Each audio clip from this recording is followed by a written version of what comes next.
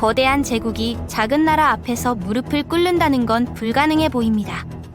13세기 몽골 제국은 중국부터 유럽까지 휩쓸며 세계를 정복한 역사상 가장 강력한 군사력이었죠. 그런데 작은 동남아시아 왕국 하나가 이 무적의 군대를 3번이나 물리쳤다는 사실을 믿으시겠습니까? 더 놀라운 것은 그들이 사용한 방법이 현대 전쟁에서도 통용되는 게릴라 전술의 원형이었다는 점입니다. 오늘은 역사책에 간단히 적힌 몇 줄의 기록 뒤에 숨겨진 진짜 이야기를 파헤쳐 보겠습니다. 쿠빌라이 칸이 통치하던 몽골 제국은 당시 세계 최강의 군사력을 자랑했습니다. 호즈람 제국을 멸망시키고 중동의 바그다드를 초토화시켰고 동유럽의 기사들을 박살냈으며 중국 전체를 장악한 상태였죠. 몽골군의 핵심은 기동성이었습니다. 가벼운 장비로 무장한 기병들이 번개처럼 빠르게 이동하며 적을 포위하고 섬멸하는 전술이었거든요. 그들은 한반도에서 동유럽까지 이어지는 거대한 대륙을 지배하고 있었습니다. 몽골 기병 한 명당 말 3마리를 운용하며 하루에 300km까지 이동할 수 있었어요. 이런 속도는 당시로서는 상상할 수 없는 수준이었죠. 유럽의 중기병들이 하루에 50km도 힘들어했던 시절이었으니까요. 반면 대월은 지금의 북베트남 지역에 있던 작은 왕국이었습니다. 인구도 몽골에 비해 턱없이 적었고 군사력도 비교가 안 되는 수준이었죠. 숫자로만 보면 몽골군이 최소 5배에서 10배는 많았을 겁니다. 게다가 몽골은 이미 수많은 나라를 정복하며 실전 경험을 쌓은 베테랑 군대였거든요.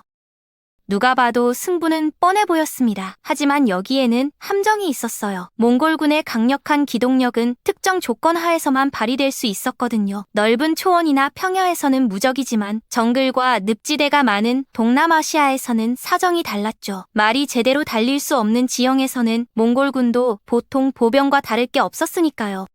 1258년 몽골의 대월 침입이 시작됩니다. 명분은 대월을 속국으로 삼겠다는 것이었지만 실제로는 남송 정벌을 위한 발판을 마련하려는 전략적 목적이었죠. 몽골군은 자신만만했습니다. 지금까지 그들을 막아낸 나라는 없었으니까요. 하지만 이번에는 상황이 달랐습니다. 대월에는 특별한 준비가 되어 있었거든요. 쩐타이종 황제는 몽골군의 침입 소식을 듣고 깊은 고민에 빠졌습니다. 정면 승부로는 절대 이길 수 없다는 걸 알고 있었죠. 그래서 처음에는 다른 방법을 시도해봤습니다. 빅내응우엔에서 전면전을 벌인 거죠. 코끼리 부대까지 동원해서 몽골군을 맞받아쳤습니다. 처음에는 몽골군이 당황하는 것 같았어요. 거대한 코끼리들이 돌진하니까 몽골 기병들이 흩어졌거든요. 코끼리 위에 탄 궁수들이 화살을 쏘아대니 몽골군도 어쩔 줄 몰랐죠. 잠시나마 대월군이 우세를 보이는 순간이었어요. 쩐타이종의 장군들은 환호했습니다. 무적의 몽골군도 별게 아니라고 생각했죠. 하지만 이건 착각이었습니다. 몽골군 사령관 아주는 냉정했습니다. 코끼리를 직접 공격하지 않고 대월군의 진영을 분산시키는 전술을 썼죠. 포위와 분할 작전으로 대월군을 여러 조각으로 나눈 다음 하나씩 격파했습니다. 코끼리 부대와 보병 사이의 연결고리를 끊어버린 거예요. 고립된 부대들은 각계 격파당할 수밖에 없었죠. 결국 대월군은 참패를 당했고 많은 장군들이 전사했습니다. 르툭은 포위당한 상황에서 7명을 죽이고 8번째에 쓰러졌고 팜꾸직은 왕의 퇴로를 확보하기 위해 다리를 지키다 장렬히 전사했습니다. 쩌타이종은 눈앞에서 충성스러운 신하들이 죽어가는 걸 지켜봐야 했어요. 그의 마음이 얼마나 아팠을지 상상할 수 있죠. 쩐타이종은 어쩔 수 없이 후퇴 명령을 내렸습니다. 하지만 이건 항복이 아니었어요. 새로운 전략의 시작이었죠. 그는 정면 승부로는 이길 수 없다는 걸 깨달았습니다. 그렇다면 다른 방법을 써야 했죠. 바로 초토화 작전이었습니다. 수도 탕롱을 비우고 모든 곡물 창고를 불태우며 백성들을 안전한 곳으로 대피시켰습니다. 이 결정이 얼마나 어려웠을지 상상해보세요. 자신의 땅을 스스로 태우는 거잖아요. 백성들도 고향을 떠나 피난을 가야 했고요. 하지만 쩌타이종은 알고 있었습니다. 일시적인 손실을 감수하더라도 나라를 구할 수 있다면 그 길을 택해야 한다는 것을 말이죠. 그래야 언젠가 모든 것을 되찾을 수 있으니까요. 실제로 초토화 작전은 엄청난 희생을 요구했습니다. 농민들은 한 해 농사지은 곡식을 모두 태워야 했어요. 상인들은 오랫동안 모아둔 상품들을 강물에 던져야 했죠. 귀족들은 조상 대대로 내려온 저택을 불태워야 했습니다. 모든 계층이 똑같이 고통을 감수했어요. 하지만 아무도 불평하지 않았습니다. 왜냐하면 모든 사람이 이해하고 있었거든요. 지금 이 순간의 희생이 미래의 자유를 위한 투자라는 것을 말이죠. 몽골군에게 물자를 내주느니 차라리 태워버리는 게 낫다고 생각했어요. 적에게 도움이 되는 건 하나도 남겨두지 않겠다는 각오였죠. 이런 민족적 단결력이 바로 대월 승리의 핵심이었습니다. 몽골군 사령관 아주는 의기양양하게 탕농에 입성했습니다. 성문은 활짝 열려 있었고 저항하는 사람도 없었죠. 마치 퍼레이드처럼 쉬운 승리였습니다. 병사들은 환호했고 백한의 깃발이 배월 왕궁에 펄럭였죠. 전쟁이 끝났다고 모두가 생각했습니다. 그런데 아주는 뭔가 이상하다고 느꼈어요. 너무 조용했거든요. 유령도시 같았죠. 왕궁에는 보물도 없었고 창고에는 곡식도 없었어요. 시장에는 상인도 없고 물건도 없었죠. 완전히 텅 빈 껍데기만 남아있었습니다. 아주는 직감했어요. 뭔가 큰 함정에 빠졌다는 것을 말이죠. 하지만 이미 늦었습니다. 진짜 전쟁이 이제 시작되는 거였거든요. 그날 밤부터 악몽이 시작됐습니다. 어둠 속에서 화살이 날아들고 정찰병들이 사라지기 시작했어요. 강에서는 정체불명의 불빛이 나타났다 사라지곤 했죠. 뭔가 지켜보고 있다는 느낌이 계속 들었습니다. 몽골 병사들은 불안해했어요. 언제 어디서 공격받을지 몰라서 제대로 잠도 잘 수 없었거든요. 더 큰 문제는 보급이었습니다. 몽골군은 기본적으로 현지에서 식량을 조달하는 방식이었는데 배월 땅에는 먹을 게 하나도 없었어요. 창고는 모두 비어있고 곡식은 다 타버렸고 가축들도 모두 도망갔죠. 세계 최강의 군대가 갑자기 굶주리기 시작한 거예요. 윈난에서 보급품이 와야 하는데 그 길마저 계속 습격당했습니다. 이때 대월에는 특별한 인물이 있었습니다. 바로 쩐꾸억두안이었죠. 그는 왕족이었지만 본래 왕이 될 사람은 아니었어요. 하지만 위기 상황에서 그의 천재성이 드러났습니다. 쩐꾸억두안이 제안한 전략은 혁신적이었어요. 몽골군이 강할수록 더 많은 보급품이 필요하다는 점을 이용하자는 거였죠. 그들의 장점인 기동성을 약점으로 바꾸는 전략이었습니다. 몽골군은 빠르게 움직이기 위해 무거운 보급 마차를 최소화했어요. 대신 현지에서 필요한 걸 조달하는 방식이었죠. 그런데 현지에 아무것도 없다면 그들의 최대 강점이 오히려 치명적인 약점이 되는 거였어요. 쩌꾸억두안은 바로 이 점을 간파한 거죠. 쩐타이종은 처음에 망설였습니다. 자신의 땅을 불태운다는 게 쉬운 일은 아니었으니까요. 조상들이 읽어놓은 터전을 스스로 파괴한다는 것은 왕으로서 견디기 힘든 결정이었죠. 하지만 더 큰 것을 지키기 위해서는 작은 것을 포기해야 한다는 걸 알았습니다. 결국 그는 초토화 작전을 승인했어요. 몽골군은 곧 심각한 문제에 직면했습니다. 그들의 최대 장점이었던 빠른 기동력이 오히려 발목을 잡기 시작한 거예요. 몽골군은 기본적으로 가볍게 이동하는 부대였습니다. 무거운 보급마차 없이 말에 며칠치 식량만 싣고 다니면서 현지에서 조달하는 방식이었죠. 나폴레옹도 나중에 이 방식을 모델로 삼았을 정도로 효율적인 시스템이었어요. 하지만 이 시스템에는 치명적인 약점이 있었습니다. 현지에서 보급품을 구할 수 없으면 금세 공경에 빠진다는 거였죠. 대월 전체가 텅 비어버리자 몽골군은 먹을 것을 찾을 수 없었습니다. 세계 최강의 기병대가 갑자기 늪지에서 목이나 잡고 있는 신세가 된 거죠. 썩은 곡식 찌꺼기로 연명해야 했고 윈난에서 오는 보급마차는 계속 습격당했습니다. 이제 전쟁의 양상이 완전히 바뀌었습니다. 누가 더 강한가의 문제가 아니라 누가 더 오래 버틸 수 있는가의 문제가 된 거죠. 그리고 이런 지구전에서는 자신의 땅을 불태워서라도 적을 막으려는 현지인들이 유리했습니다. 몽골군은 점점 약해져 갔어요. 병사들은 배가 고팠고 말들은 사료 부족으로 야위어갔죠. 게다가 습한 기후 때문에 질병까지 퍼지기 시작했습니다. 몽골군은 건조한 초원 지역에 적응된 사람들이었거든요. 베트남의 후덥지근한 날씨와 높은 습도는 그들에게 치명적이었어요. 말라리아, 이질, 각종 열대성 질병이 몽골군을 괴롭혔죠. 의료진도 부족했고 약초도 구할 수 없었어요. 강력한 군대가 서서히 무너져가고 있었습니다. 그런데 더 큰 문제가 기다리고 있었습니다. 대월군의 게릴라 공격이 시작된 거예요. 정글 속에서 갑자기 나타났다가 사라지는 전술이었죠. 몽골군이 보급마차를 호송하고 있으면 안개 속에서 화살과 창이 쏟아져 나왔어요. 진흙 속에는 대나무 말뚝이 숨어 있었고 강둑 양쪽에서 동시에 공격이 들어왔죠.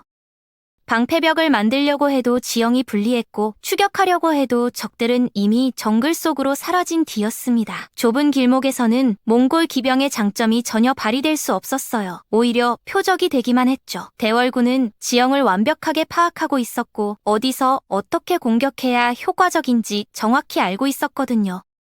몽골군 사령관들은 당황했습니다. 지금까지 경험해보지 못한 전쟁이었거든요. 정면 승부를 하면 이길 수 있다는 걸 알고 있었지만 상대가 정면 승부를 피하고 있었어요. 그림자처럼 나타났다 사라지면서 계속 피해를 입혔죠. 더욱 답답한 건 반격할 대상이 명확하지 않았다는 겁니다. 누구와 싸우고 있는 건지 알 수가 없었어요.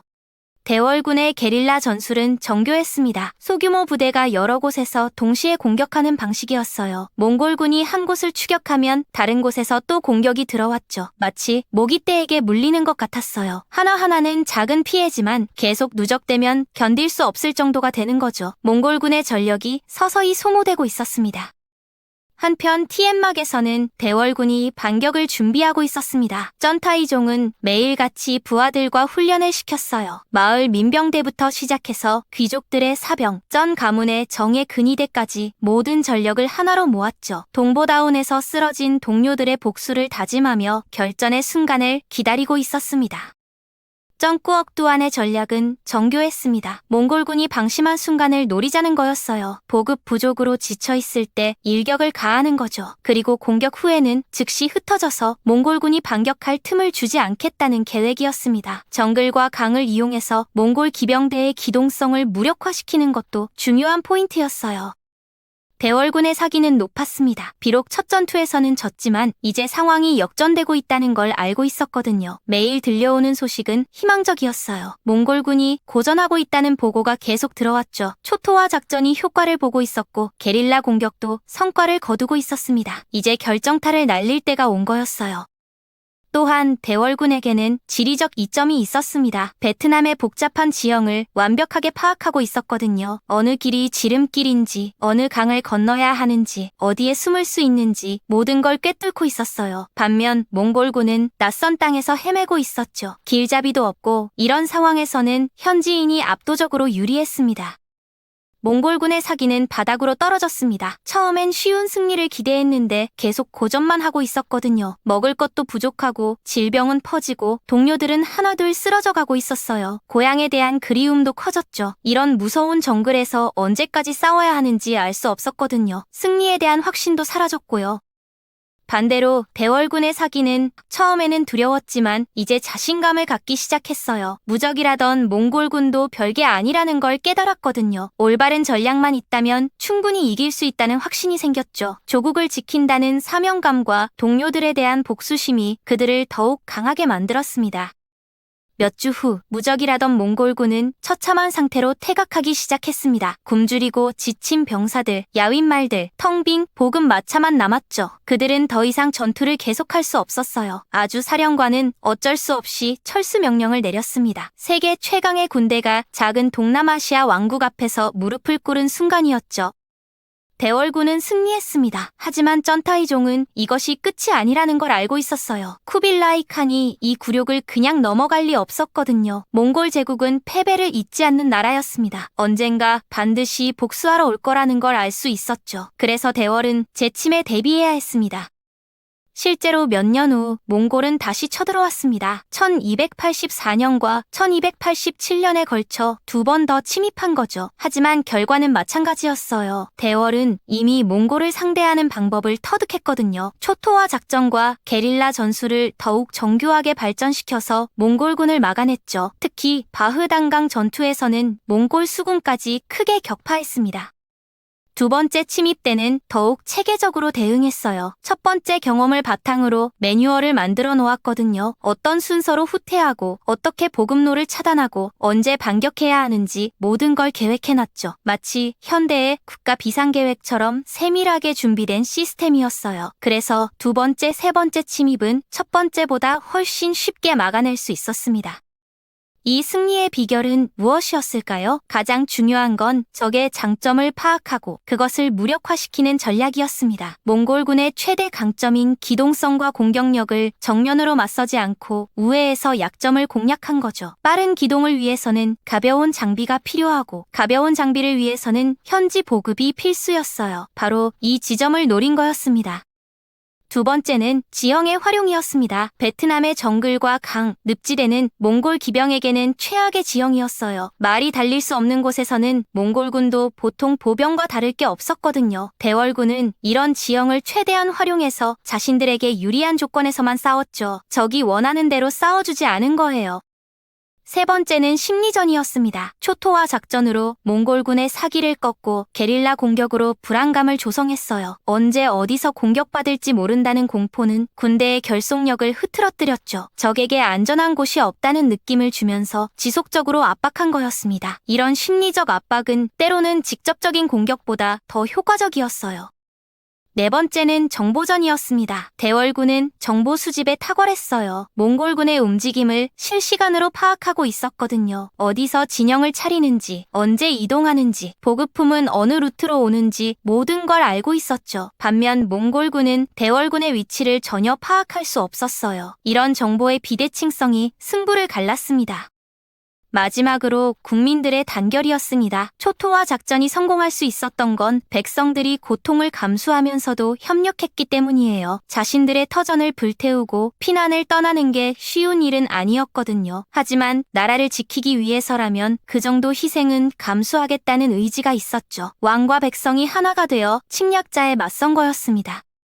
이런 민족적 단결력은 하루아침에 만들어지는 게 아니에요. 전 왕조가 평소에 백성들을 어떻게 대했는지, 얼마나 신뢰를 쌓았는지가 중요했죠. 만약 평소에 백성들을 괴롭혔다면 위기 상황에서 협력을 받을 수 없었을 거예요. 하지만 대월의 백성들은 자신들의 왕을 신뢰했고 왕을 위해 희생할 준비가 되어 있었습니다. 대월의 승리는 단순히 운이 좋았던 게 아니었어요. 철저한 분석과 계획, 그리고 실행력이 뒷받침된 결과였죠. 쩌타이종과 쩌꾸억두안을 비롯한 지도층은 자신들의 약점을 솔직히 인정했어요. 정면 승부로는 이길 수 없다는 걸 받아들였죠. 하지만 다른 방법이 있다는 것도 알고 있었습니다. 이런 현실적 사고가 중요했어요. 자존심 때문에 무모한 정면 승부를 고집했다면 대월은 멸망했을 거예요. 하지만 그들은 승리를 위해서라면 체면도 버릴 수 있었죠. 수도를 포기하고 왕궁을 비우고 재산을 태우는 것도 마다하지 않았어요. 이런 실용주의적 접근이 기적 같은 승리를 가능하게 만든 거였습니다. 13세기 베트남 대월의 몽골 격퇴는 단순한 역사적 사건이 아닙니다. 그것은 인간의 의지와 지혜가 만들어낸 기적이자 오늘날에도 우리에게 값진 교훈을 주는 이야기예요. 작은 나라가 어떻게 거대한 제국을 무너뜨릴 수 있었는지 그 비밀을 우리도 배우고 활용할 수 있다면 얼마나 좋을까요? 왜냐하면 역사는 반복되니까요.